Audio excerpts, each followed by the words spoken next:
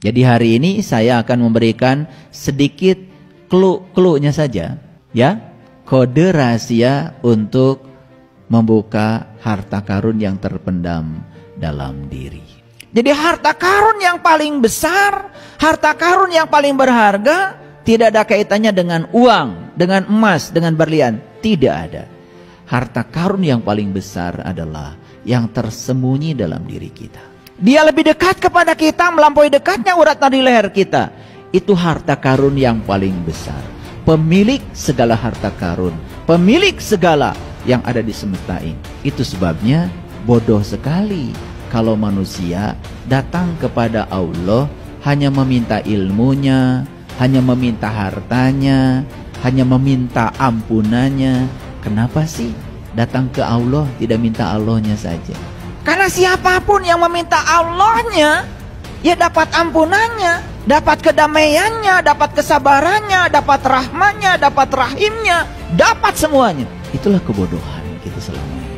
Nah, sekarang gimana caranya supaya kita bisa membuka, ya, kode rahasia yang tersimpan dalam diri, dan kalau itu terbuka kode rahasia itu, kita akan mengalami kehidupan yang tanpa batas dalam segala dimensi kita. Pernah nggak kita berdoa kepada Allah, ya Allah cukuplah Engkau, ya Allah cukup Engkau. Doa kita panjang, minta ini, minta itu, tetek bengek. Ya teteknya, ya bengeknya. Doanya panjang, ngajarin Tuhan. Doanya panjang, seakan-akan kita yang lebih tahu dari Tuhan. Makanya Tuhan suka bingung. Ini yang Tuhan, lu apa gue, kata Tuhan. Kok ngajarin Tuhan ya supaya ini itu.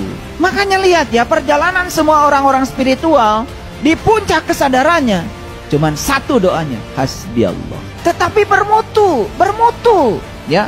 Bukan ngikut-ngikut. Kalau kita kan cuma ngikut-ngikut. Orang lain bilang hasbi Allah, bilangnya hasbi Allah, hasbi Allah. Ntar dulu, lu udah kenal gak sama Allah? Bagaimana kamu bisa merasa cukup dengan Allah? Bagaimana kata-katamu itu berarti dan berharga? Bagaimana ada bobot dalam kata-katamu itu? Kalau kamu tidak pernah kenal siapa yang kau sebut itu. Asmanya gak tahu, sifatnya gak tahu, afalnya gak tahu, Allahnya gak tahu. Tapi sembarang kita bilang hasbi Allah. Makanya doanya para nabi, para rasul yang sudah mencapai kesadaran, getarannya luar biasa. Hasbi Allah, hasbi Allah, hasbi Allah. Karena saat mengucapkan itu, antara pikiran, kata, dan tindakannya itu selaras, bersekutu semuanya menjadi satu kesatuan. Jujur, kita pikirannya kemana, kata-katanya kemana, tindakannya juga kemana. Gak jujur, gak selaras. Makanya tidak powerful, gak ada damai.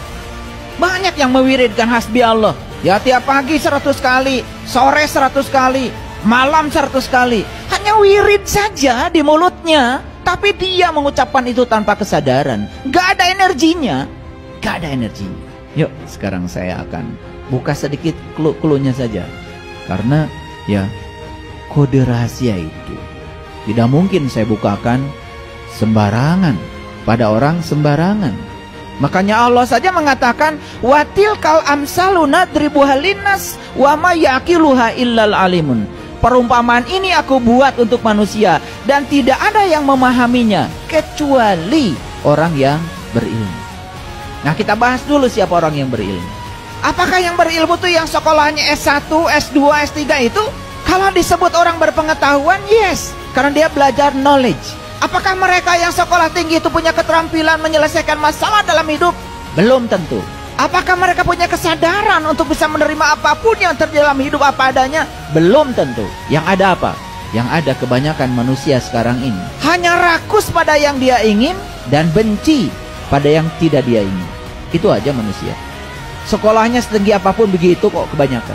Serakah pada yang dia ingin dan kemudian benci pada yang dia tidak ingin. Itu aja manusia. Dan siapapun yang saat ini adalah rakus pada yang dia ingin dan kemudian benci pada yang tidak dia ingin, sebetulnya dia sedang menolak hukum alam.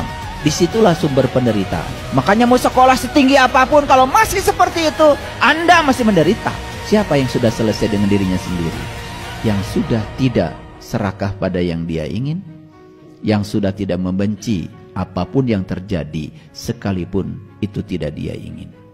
Dia percaya di belakang semua itu ada sang kehadiran. Dia percaya di belakang itu ada sang keberadaan. Dia percaya di balik semua yang terjadi, diinginkan atau tidak diinginkan, ada pesan semesta yang sedang disampaikan kepadanya. Dia tangkap pesannya. Itulah orang bijaksana. Jadi siapa yang berilmu itu? Mari kita runut ke belakang, ya. Kita runut ke belakang. Apa sih ilmu yang diajarkan Allah pada Nabi Muhammad?